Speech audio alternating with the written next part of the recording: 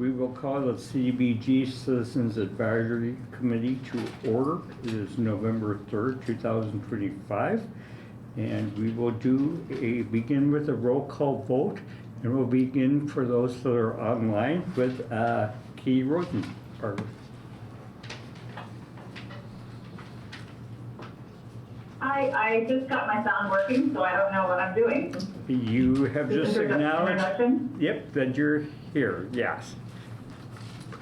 Oh, yeah, I'm here. Hi, yes, here. All right, thank you.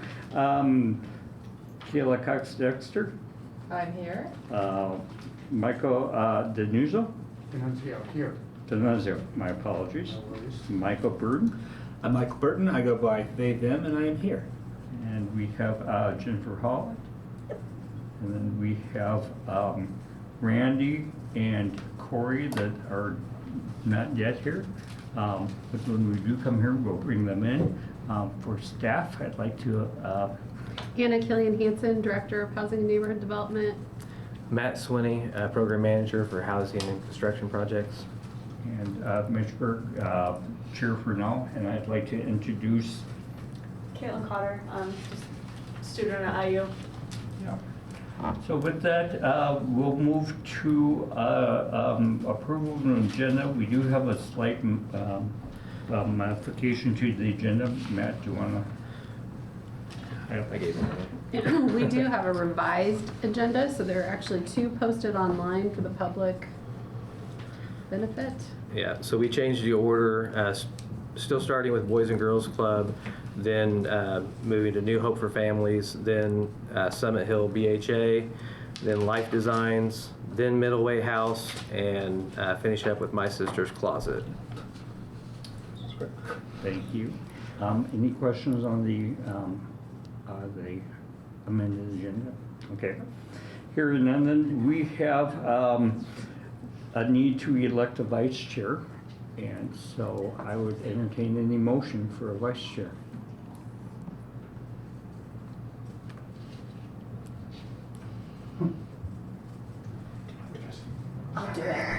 I'll do it. Thank you. All right. So do we have to have a motion? Yes, we'll make a motion. Motion, we'll have to have a I motion. motion and a that second. Jennifer be our vice chair. And I second. Oh, All I've right. got a second and a third. We have a motion by Michael, a second by Michael, or second by Kayla?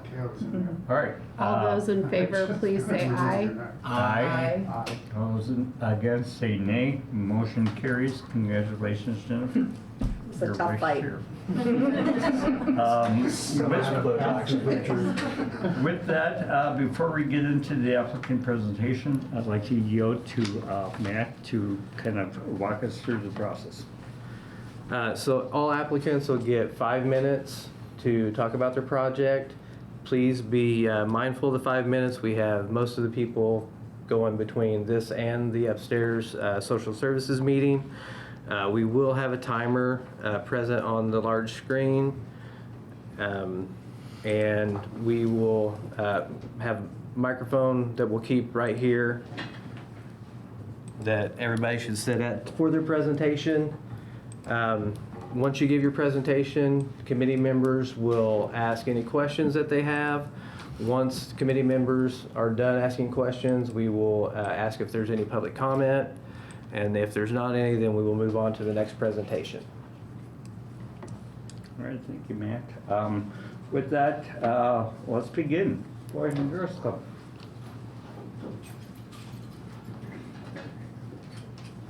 If you'd like to introduce yourselves as well before you start. Sure. Can I ask that you guys move those microphones close to you? Both Yep. of you? Thank you. I'm Leslie Absher. I'm the CEO of the Boys and Girls Clubs of Bloomington. James Kennedy, IT and Facility Director for the Boys and Girls Club of Bloomington. So today, you read the application, but we are asking for safety improvements for our organization's club. We're looking at the Ferguson Crestmont Club access control for our doors so that we have access to who gets in and out of our spaces with our kids. We can have a record of that and we can control that as well. That's really important to us, but it is also very expensive. So it is one of the things that's been on our list for a while. We do external safety assessments that a national safety assessor comes in and looks at this, and this has been a recommendation of ours for a few years. We've also also had local law enforcement come and do risk assessments on our buildings to see how we can harden those facilities and keep our kids safe, and this has been on the list as well. We've got about 200 kids in that building every day, so kids ages 6 to 18 years old, and so there's a lot of kids to keep track of, and it really is helpful to know which rooms they're in and when, with which adults and when, and so this access control will really help us with that. We've had auto-locking doors, and that's one step in the right direction, but it becomes difficult with keys and things like that. So this will be quicker access. It'll be safer egress. It'll make a huge improvement for us. So all of our requests are safety improvements. That's the first one that you saw. We have some gym floor repairs, parking lot repairs, padding in the gym as well, and then fence line access to our external building. We've had some people dodging under that fence and coming onto our property, and we need to secure that up so that our property stays safe, so that people aren't on the property that we don't want on the property. Boys and Girls Clubs, just so you know, we're an organization in town that's been here 70 years as of next year. That Ferguson Crestmont building was built in 2017, and before we were in a little duplex apartment in the Housing Authority, who you'll hear from later. And we were thankful to be there for 25 years, but we only served about 30 kids in that tiny little building, and so great to have more kids there every day after school now in the larger building. But of course, a larger building has more safety challenges to it and ways that we need to keep kids safe in that space, and is more expensive to maintain. So that's the request today. Boys and Girls Club kids in that club specifically, over 90% of them are on free and reduced lunch. About 68% of them are coming from single parent households. It's our highest need club because of the location that it's in. It serves the neighborhood. Kids a lot of times walk to and from the club location. They're bused there after school, but they also come in the summer, and on break days we're open, all day long during the summer from 7 a.m. till 7 at night.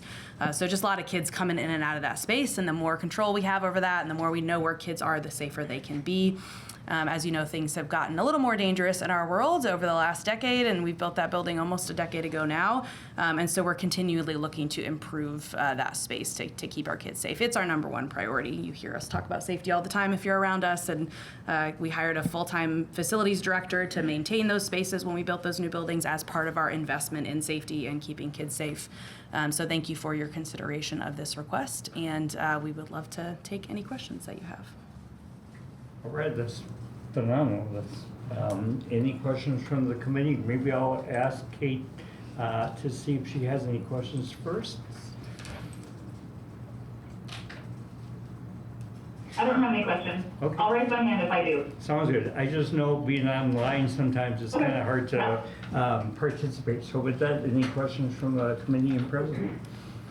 I'm wondering what the priority is for your asks if you're only partially funded. Absolutely. Kennedy, do you want to? Priority for us is access control.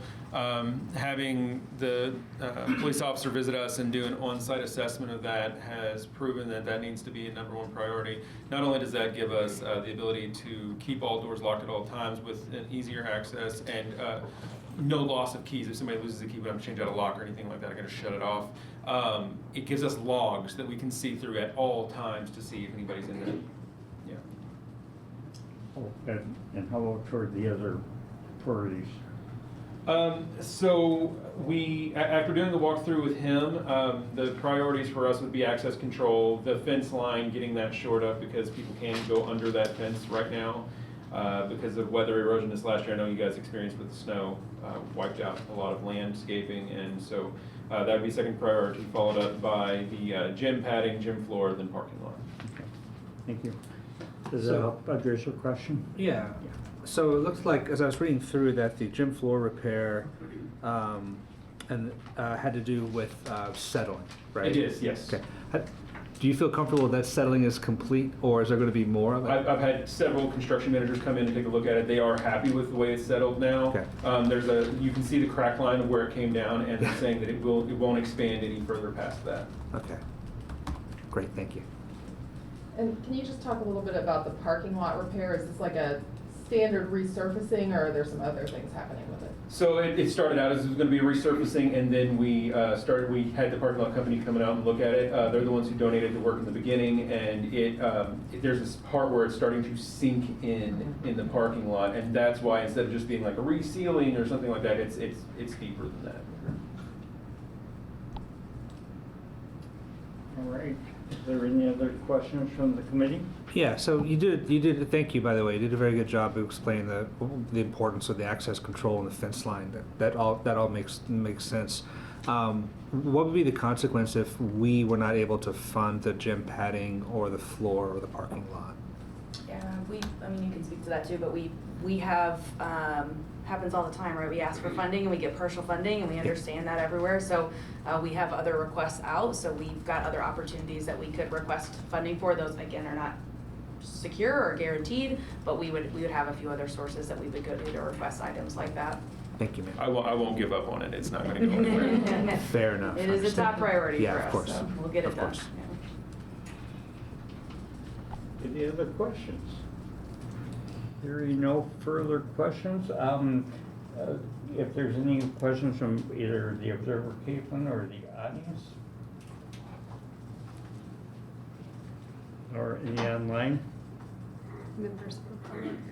Pardon me? Members of the Are there any members of the public who would like to Oh. comment? Oh, that's what I meant, yeah. What did I say? Okay, member of the public that wish to comment? Oh, hearing none, I appreciate the presentation. Thank you. Thank you all very much. Yeah. Appreciate what you do. Okay, and then we'll move to New Hope for Families.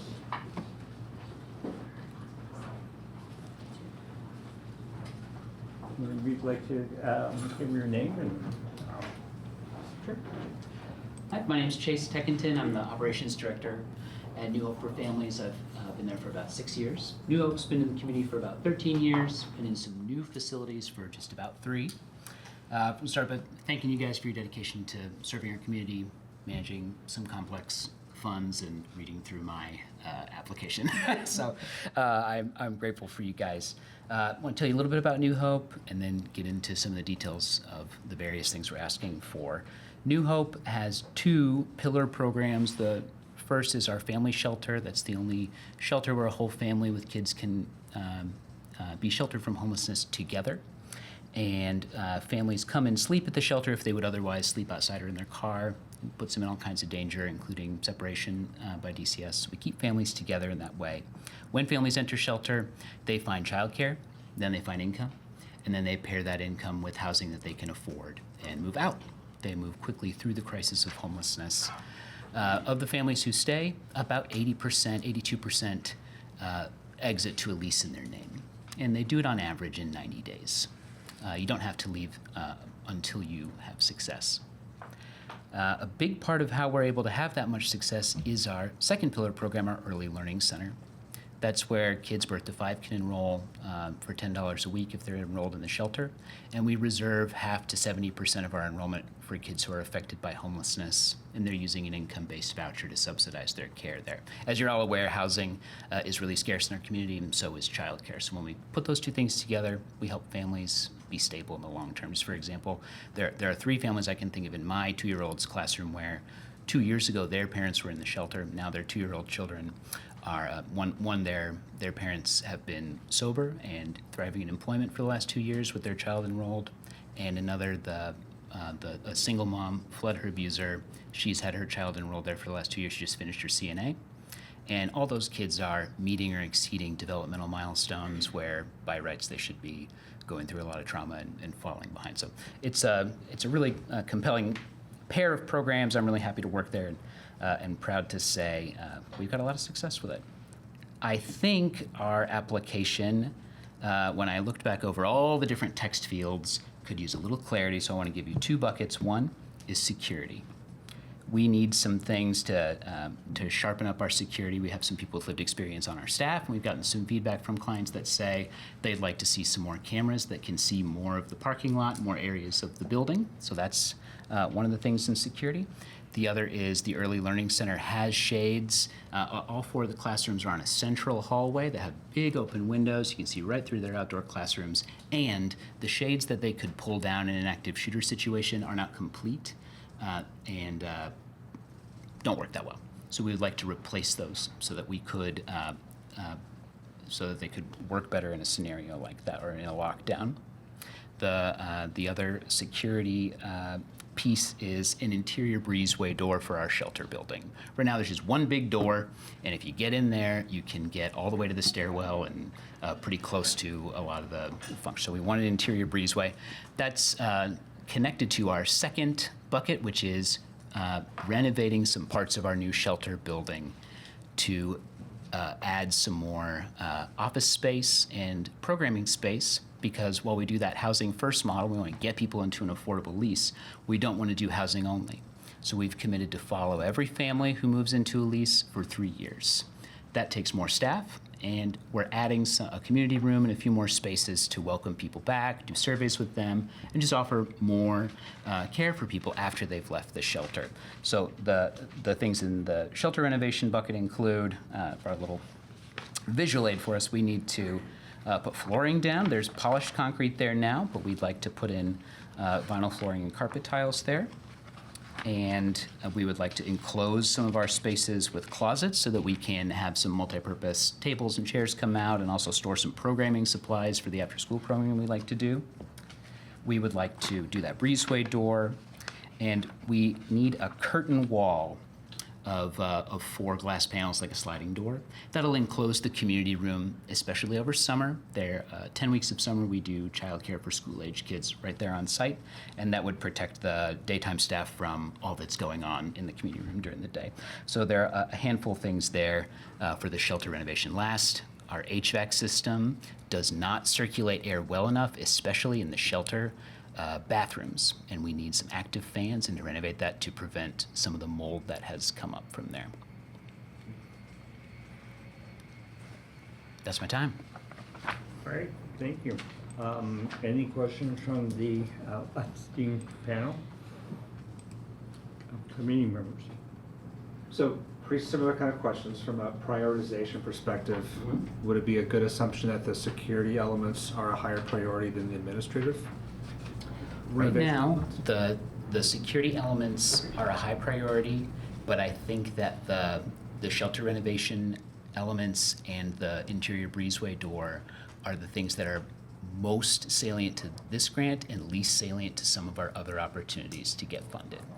So that would put those things first here, especially the HVAC renovation, the shelter renovation pieces, then the shades, and last the cameras.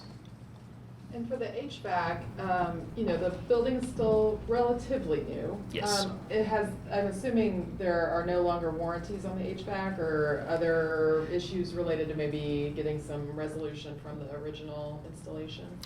The HVAC system is not broken. It just there isn't a way to get it remedied by the original installer. The design is simply poor, and I don't mean it just means it doesn't blow enough air around. It's improperly sized, which can often lead to other issues. Yeah.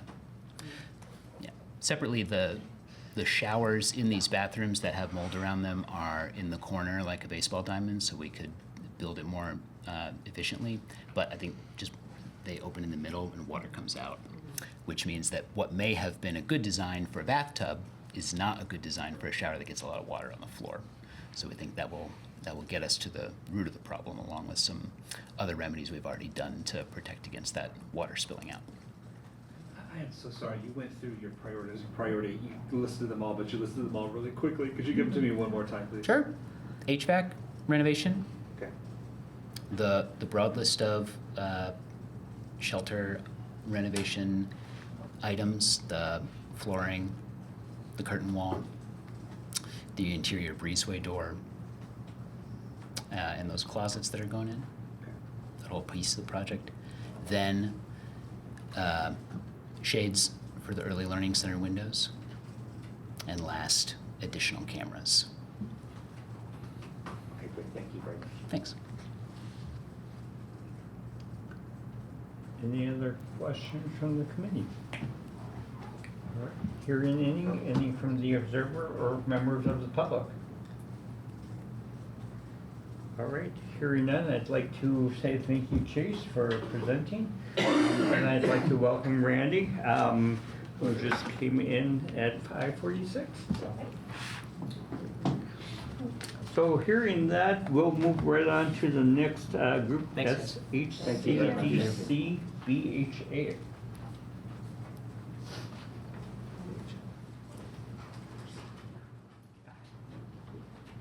Pull up here, sorry.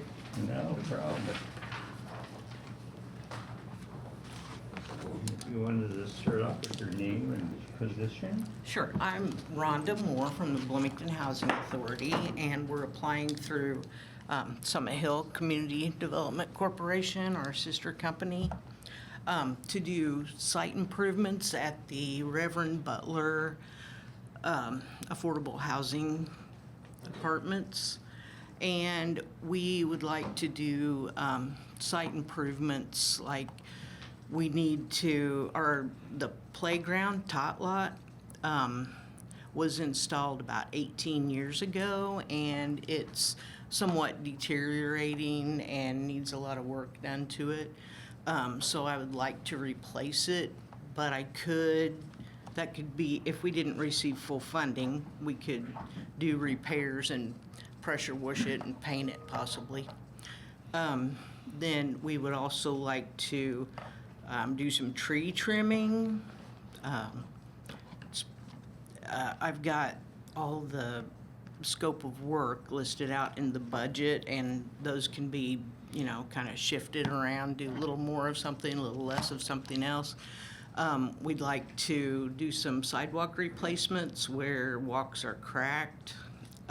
They cause trip hazards. And we have a lot of pedestrian and bicycle traffic across the grounds, and they don't necessarily stay on the walkways. So it's causing, erosion in places, and they wear it down to the bare ground, and we don't want runoff. So I'd like to do, I've actually working, our ACE student from IU is working with a class, and I'm helping her develop a plan that they can take off with and come up with a landscape plan to try to divert traffic to sidewalks and put ground cover where there's, all the mud areas. I know you guys usually do a property tour. If you're going to do that, then I'd be more than happy to show you some of the areas that I'm talking about. Let's see, what else have I got on my list here? So there's a couple of areas where we need asphalt replacements done. We had a small parking lot on West 11th Street repaved whenever we were doing our substantial renovations of the apartments. And that's kind of sinking in next to an ADA ramp, and I'd like to get that milled out and re-poured in there. So it's kind of a hodgepodge of items, but my number one priority would be to get the, the trip hazards, the trees trimmed so that we don't have any falling limbs, and then playgrounds, whatever we can do with the funding on the playground would be great. Replace border and add the engineered wood fiber. Our maintenance calls it mulch, but I tell them it's ADA compliant wood fiber. Yeah. So add more of that. That pretty much sums up what we'd like to do. Questions? Given the fact it's in the Reverend Butler Park, is that part of Parks' responsibility, or is this just something we're needing to do in order to accent and tap out with the park itself? It's not actually Parks and Rec because we own the property where it's a tot lot. Right. Yeah, so we own that property, and so it's not really Parks' responsibility because it's not city property. Okay. Yeah. BHA's park in order to take care of the residents and the children within that residence. Right, right. Thank you. I have the same question. My name's Michael. I apologize, I'm new to these committees. Can you talk a little bit about Summit Hill and how you service the community? So Summit Hill Community Development Corporation is a nonprofit that was put together to help obtain grants and loans to help us do a major renovation of the Crestmont, Reverend Butler, and Walnut Woods communities. And those 3 apartment complexes were previously public housing, but we've converted to what's called the HUD, the Housing and Urban Development Rental Assistance Demonstration, RAD. So they're all they're subsidized with vouchers through HUD, and they're all low-income, affordable housing. Yeah. Thank you. Sure. They've switched from public housing to voucher? Yes. Is there project-based vouchers? Yes. Yes. Exactly. Right. There's project-based and another kind of voucher that's kind of out of my realm, but Housing choice. they all, huh? It's called housing choice vouchers. Yes, yes. That operate like the individual ones, or? Like you have project-based that are for a particular area, and then the housing choice, it's up to the You go voucher out and holder shop to too. choose Yeah. where they can go. Interesting. Thanks. I have no idea. Yeah, 'cause you've done a substantial renovation up there at this present moment. Yes. So of multiple millions of dollars in order Yes. to in-house what we would consider our public housing, which is Right. now, based on the voucher system. Yes. You're still unable to provide everything you need. Unfortunately, it only goes so far. Yeah. Now, to ask the question again about the sinking asphalt, given the fact that that was part of the overall large thing, have we asked the contractors, like, it sank on our time with your installation? It is out of warranty. Okay. Yeah. According to the application, the beneficiaries here total around 56, is that right? I'm sorry. The beneficiaries from this total around 56 people, is that right? Yes, there are 56 apartments there. Let's see, 28 or 30 of them are 2-story townhouse apartments, and that's typically where the family units are with the children. There are around 40 to 50 children that live in there at one time. Of course, people move in and out, and so it fluctuates, but yeah. Do you have a sense of those apartments, how many of those are single unit, or single person dwellings? Are there any, or are they all family units? There are 56 apartments in Reverend Butler. Let's see. I think 30 of them are 1-story, so those are primarily elderly, disabled, single people. And yeah, the rest of them are family units. And then they're right across 12th Street from the Crestmont complex, which has, I'm really bad at numbers, you guys, sorry. I think it's got 206 or 208 apartments, and most of those, I think all but 56 or 60 are family units. Okay. So the majority of those are. Okay. So the beneficiaries are listed as 56, but that's not 56 people, that's 56 units that could have Units. many more people. Right, right, up to 2 per bedroom, yeah. Okay.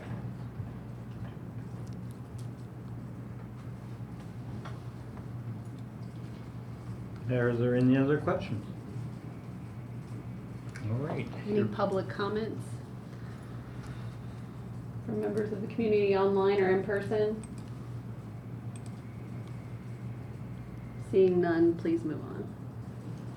Okay, thank you for your consideration, and thank you for last year's funding. We put in bike parking and covered parking and pods, and they're really being used, and we really appreciate it. The Makes a huge residents difference appreciate it. With the weather, for sure, thank you. Thank you. Thank you, Robert. Thanks. So our next group is Middleweight Health, and then we'll conclude with My Sister's Closet after that. You skipped life designs. Oh, did I? Oh, you're right. Okay, then we have Life Designs coming up. Then Middleweight, then My Sister's Closet. That's reassuring. Okay.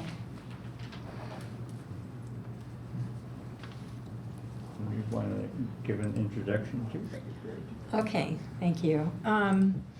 I am the Director of Housing Development and Facilities for Life Designs DSI. We merged with DSI 3 years ago, but we are a partnership with DSI, still retaining some of our Life Designs identity. Life Designs DSI has been serving people with intellectual and cognitive disabilities primarily for almost 50 years, the two organizations together. I want to say I really appreciate the opportunity to present tonight, appreciate your consideration and our prior funding as well. We are hoping to do a flooring rehabilitation throughout a rather large home that will be used as supported living. A little bit different than a group home when you look at the funding for it, but not to get lost in the weeds, we are hoping to support 3 to 6 clients who will live there with cognitive and physical disabilities. We want to renovate the flooring throughout the house. It's very old. Some of it was installed when the house was built. I believe that was around 1971. It's cracking, it's raised in some areas. We're concerned that it's a trip hazard, and we would like to replace the flooring with waterproof flooring. If you've worked with people with disabilities, you know there are accidents, and waterproof flooring is just a practical material.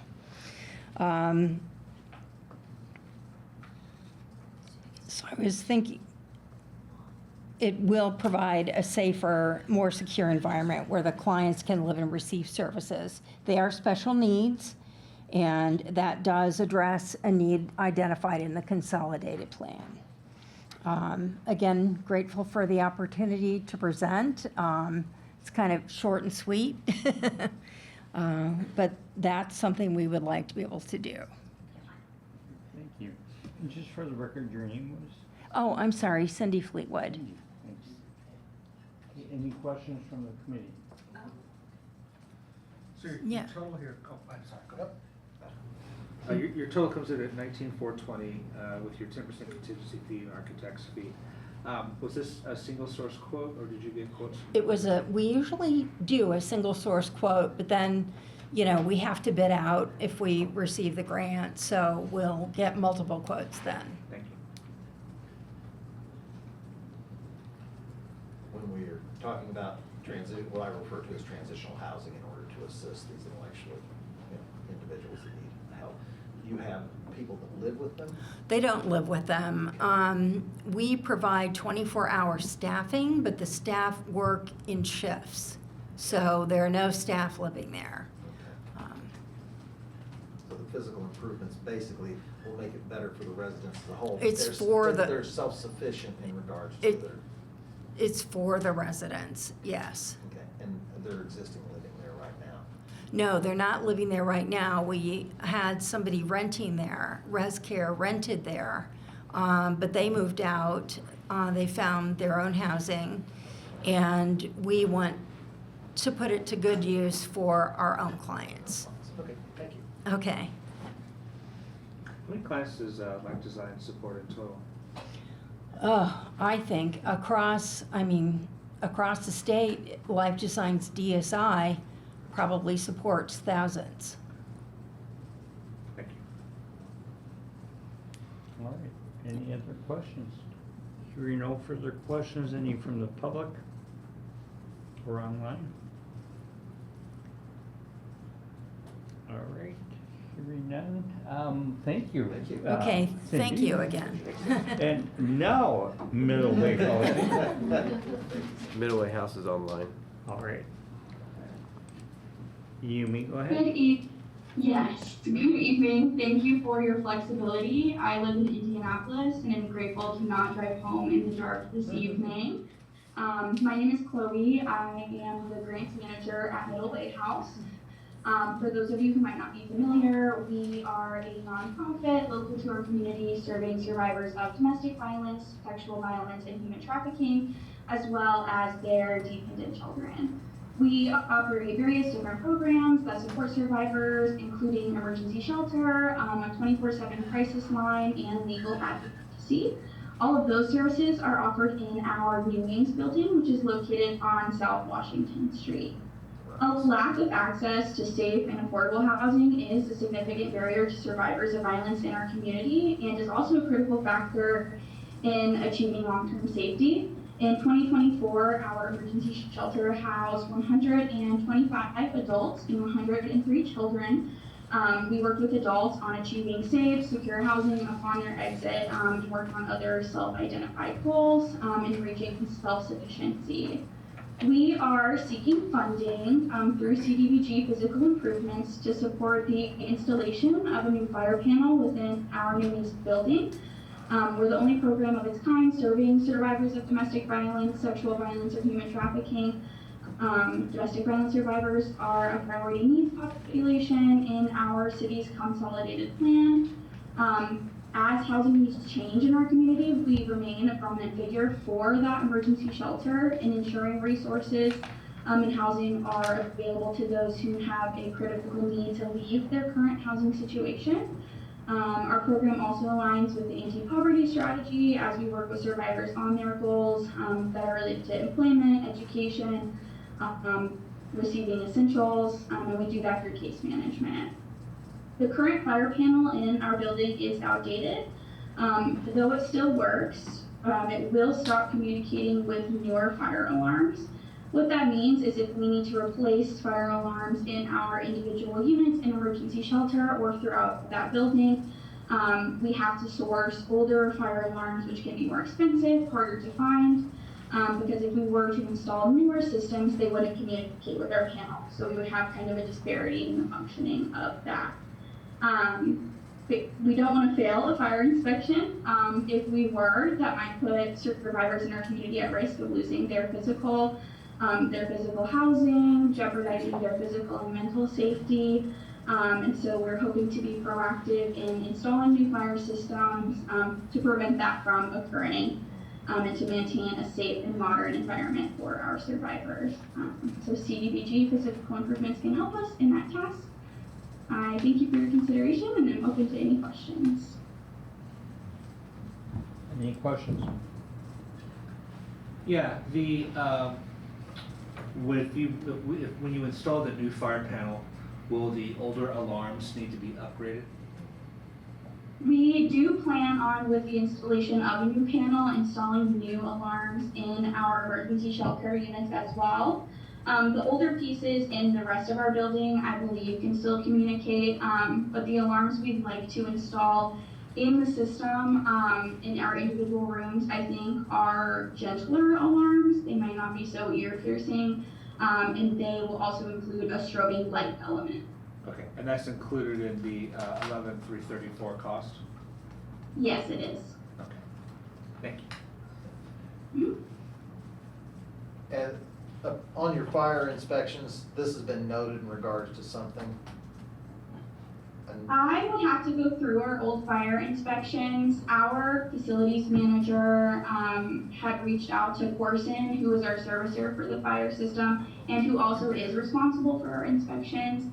And they had suggested the replacement, so I'm assuming it was pinpointed at some point. And I can provide, any documentation of our most recent inspections. I just don't look at those in my day-to-day work. It's just part of life safety situation that you have to deal with through the residents, because if this functionality stopped, you would have to unoccupy the facility. Right, correct. Thank you. All right, any further questions? Any questions from the public or online? Hearing none, thank you so much, Chloe. We will move to my sister's closet. And if you want to give your name and... My name is Sandy Keller. I'm the executive director and founder of My Sister's Closet. And Before I begin, I want to say that we have been wanting to be at this table, saying that we are going to have physical improvement needs for a very long time. We are over 27 years old. We've been looking for a building, and I am so incredibly grateful that you have allowed us to be here tonight. My sister's closet is asking for $190,000 to be able to help us with the renovation of a building that we just acquired. It is on the corner of West 2nd and Patterson.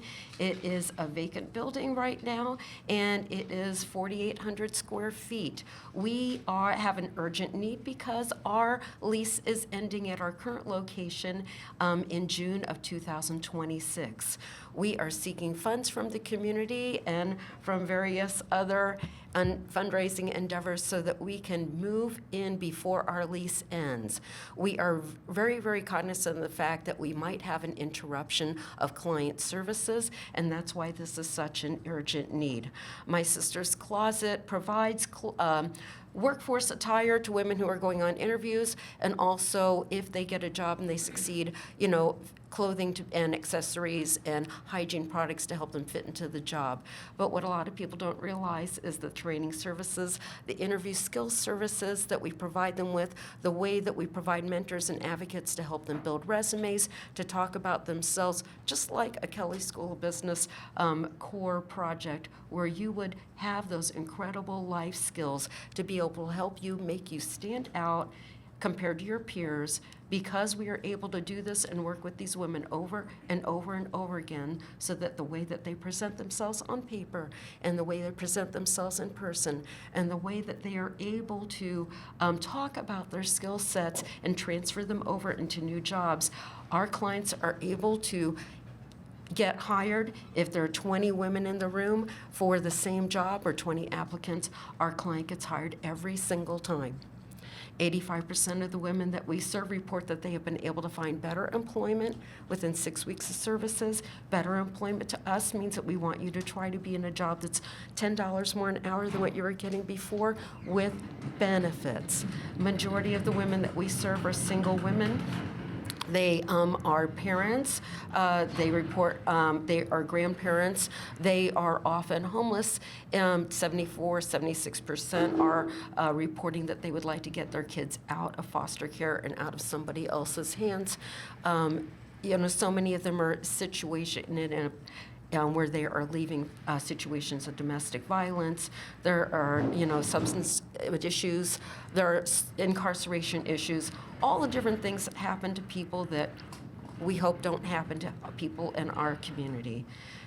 The difference with these women is their incredible tenacity and their insistence that they are going to have their kids look at them in a different way, so that they can say that they are moving their kids forward, so that their kids see a parent who is working. Our clients want to be able to take care of their own needs and become further and further closer to self-sufficiency, and that is what our big goal. We have multiple programs that we provide, like financial wellness, but what we mostly are serving are women that are in the 0 to 30% AMI category. This funding would supply us with the needs to be able to get the basics done, to renovate this large building that is basically two very, very big garage bays that are uninsulated, and with a small office in the middle. We want to be able to transfer over our boutique that is our self-funding arm of the organization. Without that self-funding arm, we are not a self-funded organization, and that is our primary goal, to be that. We are going to move the boutique, the racks, the clothing, and the employees over if we are able to do this by the end of our lease. If we are not able to do that, then likely our services will go by the wayside if they do not give us a few more months on our lease to raise some more funds. So that is, our biggest objective. We fulfill many of the things on the consolidated plan and the national objectives, and I would be so excited to answer any questions about our clients or about our project. All right, let's open that up for questions. You briefly mentioned in the application that you're obviously on a very aggressive timeline. You mentioned that if funding is not secured on that timeline, that you might be able to work out a rental agreement to continue where you are. I'm just curious to hear a little bit more about that, given the way that this funding rolls out. We are not guaranteed that we will be able to do that. Right now, the county has been extremely generous in forgiving our rent so that we can make our mortgage payments to the new building. If we, need some flexibility, they have let us know that they might be open to that, and we would discuss that as we get closer to it. In the meantime, we have our very first capital campaign, which is extremely sexy to say, and we are raising money with a building a foundation for women. And so we have a gala scheduled, we have other events scheduled in partnership with, collaborations with other nonprofits that we work with. We are going to be able to work with people so that they can figure out a way to serve. We just recently received a consideration from our architect for a part of his services, and we got matching funds just last night from 100 women who care to help with that. We are just hearing from several people that are stepping up, they're saying they want to help. My understanding is that My Sisters Closet has been looking for a space for a while. Is that true? Yes, at least since 2016. Since 2016. So this isn't, you waited until the last moment, and, the lease expires, right? You've been spending a lot of time. Right. Looking for this space, right? There's a lot of check marks involved in this decision. Really, it's got to be on the bus line, it's got to be accessible, ADA accessible to many of our clients that are coming in with disabilities. It's got to be accessible to the women who are funding us with their purchases and with their donations. It's got to be able to, be able to have enough space. It's got to be safe. We recently got a grant for security systems from the Sophia Travis grant for the building. But there are just lots of things that we need to make sure it would be able to have. But the biggest thing is parking spaces, and it has 30 parking spaces, which is really, really wonderful. So everything about it, it's on a corner, it's very visible. We believe the traffic coming into this building will be at least 3 times more than what it is right now at our current location. And because of that, we believe that we will be able to serve a whole lot more clients coming in with vouchers as a result. And because we are being stressed right now at our current location with the numbers coming in already, this will be able to help us do that. We do have a plan to add on to this building so that it will meet the needs of the space that we already have, but the new part of the extension will be organized in such a way that it gives the clients much more dignity. They will have their own entrance.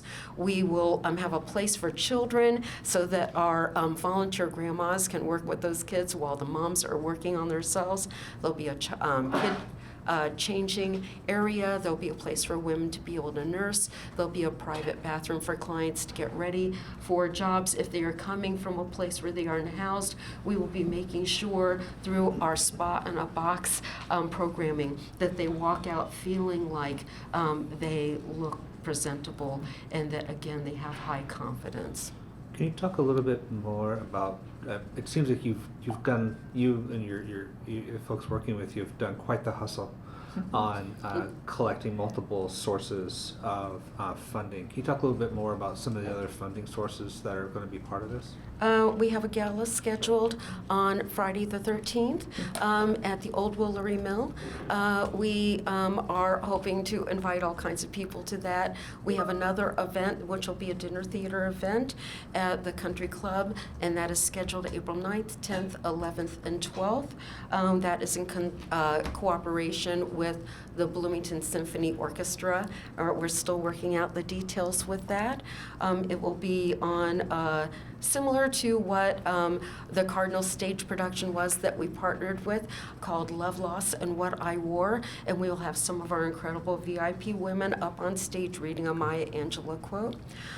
We are going to, we have several grants on our wall. We have a grant wall that's gotten pretty big recently, and it's got several different objectives in reaching out to the United Way for matching funds and for the Lilly Foundation and for several of our other local foundations and family funds. Can you talk a little bit about your support for trans women as part of My Sister's Closet?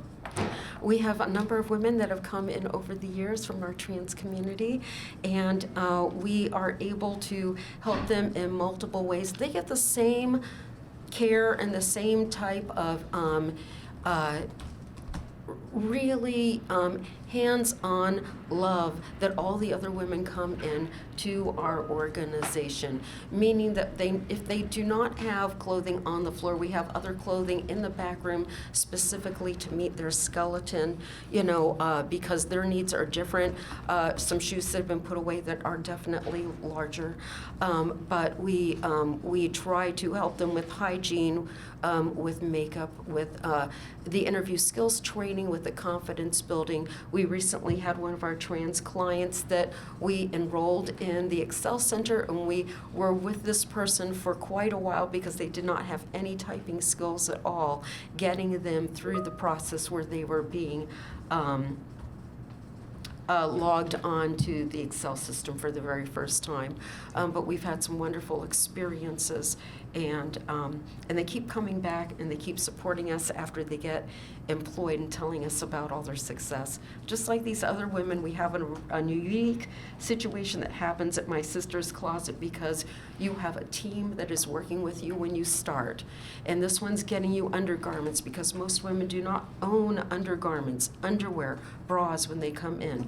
This one is doing that. Another person is getting you shoes. Another person is working with you on a resume. Another person is doing an intake to find out what your other needs are so that this isn't the only place you stop at if you don't have ID, if you don't have food, if you don't have a safe place for your children to sleep. It's a whole team that comes out, to help you with the things that we are trying to get you to do. And trans women get that same, team. When you meet with Job Success, these women walk into My Sister's Closet and they do something very extraordinary. They see these women who are shopping, they see these women who are volunteering, women who are staff that maybe they haven't even met in their other appointments, and they walk in and they raise their arms up in the air and they say, "I just got a job!" And women come in from everywhere they are at, and they surround these women and they pat them on the back and they shake their hands and they want to know every detail about this new job they just secured. And it's this network that just keeps on empowering them and feeding them and reinforcing the fact that they're not alone. And we try to help them stay in touch with us with this network over and over and over again so that they move away from the negative networks and we become their team so that they keep on succeeding. So it looks like from the AMI numbers that you provided from beneficiaries for this, so you have around 420 folks, all of them under the AMI level of 50%, with 320 of those under the level of 30%. Is that correct? Yeah, most of them are 0 to 30%. Yeah. Yeah, occasionally women come in at-risk circumstances. They may actually have access to cars. They may have jobs somewhere else, but they're fleeing a situation of domestic violence. We have had women come in from storm situations. Recently, someone who came in from some flooding in Maine. We've had women come in from all kinds of different situations, like the storms in South Carolina and Florida and the fires in, the West Coast. Things happen to all of us. You could get sick. Your life is good, but then something unexpected happens to one of your parents or a family member, and you are leaving your other job, and now you are helping them. So it's not everybody who is in a homeless situation or in a desperate situation of multi-generational poverty, but it is all women coming to us for the same reasons, because they need this support. Maybe not all in the same way, but whatever it is that they need, we make sure that they get it. What's the minimum amount of funding that you would need in order to avoid a gap in client services? Well, we believe that we are going to try to raise the entire $285,000 with gifts in kind and fundraisers and grants like yours. If we have to do it a little bit at a time. We have talked about possibly opening up just part of the building at a time and trying to figure it out so that we absolutely don't have to completely close off the services. But we're trying to approach that one step at a time. Yes. All right. Any other questions from those, from the commission? Hearing none, we'll open it to the public and those online. Hearing none, thank you. Sandy. All right, and thank you again for letting me be here today. It's so exciting. Thank you. Thank you very much. Before we move to general discussion, I think just because it says end public hearing, I'll entertain a motion to end the public hearing. So moved. Second. You have a first, second by Randy. All those in favor? Aye. All those against? The motion is passed. The hearing is closed at 6:26 p.m. And I will go to Matt for initiating what's the next step. If anybody has any questions about the rest of the process or anything that we've done so far, feel free to ask. We can discuss and answer any questions that you might have. So I think maybe just a quick question here is for those, since we're on television, even though they've left, maybe what's the next step so that people are aware? So the next thing is you guys are going to do the very hard part of the whole thing, is figure out what your allocations are going to be based on our guesstimation of funds. I will say it is a little bit better this year. We don't have quite the huge ask that we usually do. We usually have more than double of what our guesstimated amount is. So that'll be a little bit better, but it'll still be, you know, some very hard decisions. So you guys will make your allocations and turn them into me, and then our next meeting will be to go over the allocations and finalize them. So, I'm sorry, Michael, go ahead. So the thing that I was going with is we were kind of targeting 500,000 as the like what we would probably have, because it looks like our ask total from everybody, if we funded everything, is 640 million, right? Right. So yeah, whatever the final number was that I put on the allocation sheets that I sent you was 5 something. I think it was 505. Okay, something like that. Yeah. So the idea is we need to turn in our suggested allocations before the next meeting, and then at that next meeting, we'll talk about that as a group, Yeah. right? Yeah. The calendar that I sent you guys has that they're due noon of the day of the meeting. Yeah. Do you want it back in our spreadsheets that you sent us? Yeah, so if you guys send it back in the spreadsheets, then I'll take everybody's spreadsheets and put them onto one large one that will average everything out, so you guys can kind of see where you guys fell all together, and you know, then we'll kind of go through line by line and try to get it nailed down. Or you guys will. I just help wherever you need. For those of us that are comfortable working with Google Sheets, I sent out a link that has a calculator, so we have all the different components. And if you yes or no, you can. Okay. Yeah. I just had an unrelated question. I come from Minnesota, and I'm hearing every day what happens in Minnesota. It doesn't actually work in Indiana, but in Minnesota, of all your insurance premiums, a certain amount goes into DOLA, or Department of Labor and Industry, and Minnesota has a safety grant that's run through OSHA. And as a city administrator, I've been very successful in getting OSHA grants to put electric key card access for my city halls. And I don't know if Indiana has any similar program, but if they do or something like that, that would be worth to share to our groups as well. Because I do know that, you know, when you put in these systems, there's always things that come up. Oh, we didn't realize that the computer now doesn't talk to the new system, so we need to upgrade and purchase a new computer, or there's key fobs and ongoing maintenance. And so something that maybe to see if your staff could look to see if Indiana has a similar program. Well, okay, so any other further questions from the committee? Yeah, I do have, maybe I should have asked when my sister's closet was here, but and without wanting to get too far into the weeds, if we granted them, if this, goes all the way and granted them something, your calendar said the money isn't gonna get cleared until June, which is when they need to be there, and not factoring in a government shutdown. So can they spend money in May and then get it reimbursed with a grant that was just released in June? So It doesn't smell. There's a lot of very intricate timeline pieces to that. I know. So if everything would fall into place, even before we get our money and before we even have agreements in place, there would be a possibility for them to get reimbursement starting June 1st, which is the start of our program year. Right. But that would mean that they would have to have all the environmental review stuff done and completed and approved by HUD before that. And if that happens, then we would be able to reimburse back to then, but we would still be tied to, we can't actually give them money until we have the grant in our possession. Now, So I have, reimbursement would, in the best possible scenario, the reimbursement would be somewhat delayed, or?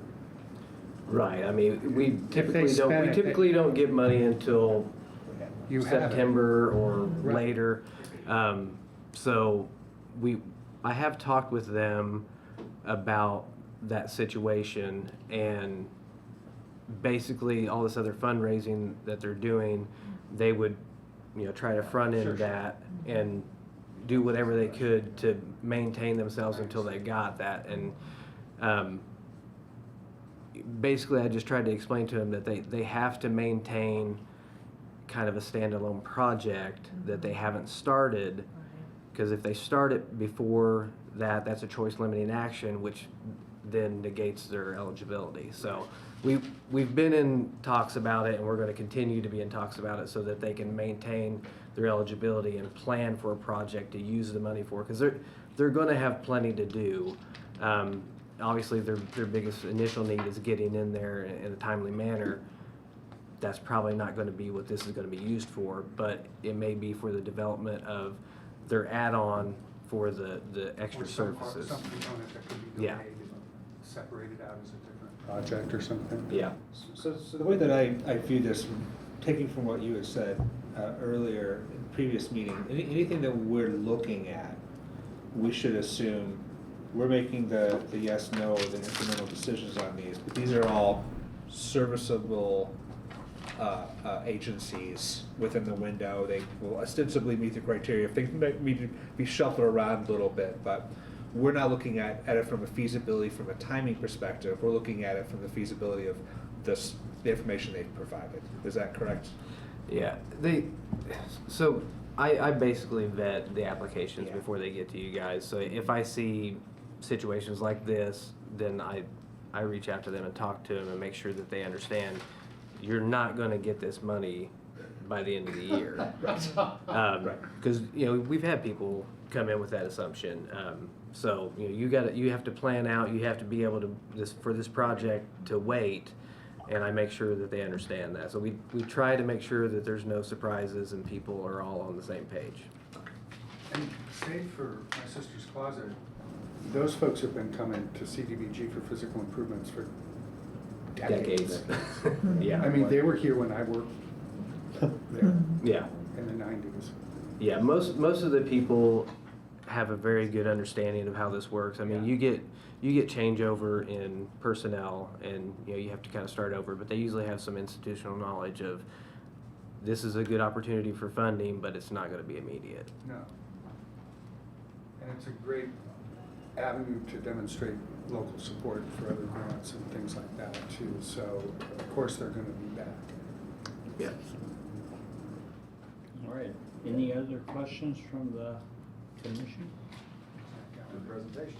All right. I'm not from the commission, but I do have a question. Yes. So, for anyone who's not aware, I'm an IU student and I'm just interested in this process, and Matt was kind enough to let me join. Mitch asked, so thank you.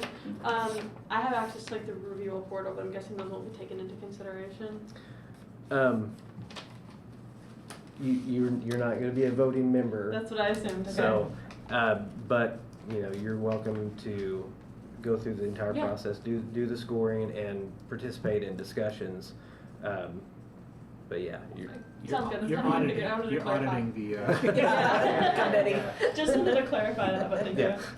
All Yeah. right, well, having, Appreciate your interest. Yeah. if there's here no further questions, I would entertain a motion to adjourn with the next meeting being This is 13th, I believe. Next Thursday. next Yeah. Thursday, so. I so motion. I second. All right, we got a motion and a second. All those in favor say aye. Aye. Aye. All those against say nay. Motion to adjourn has been approved at 6:36 PM. Thank you.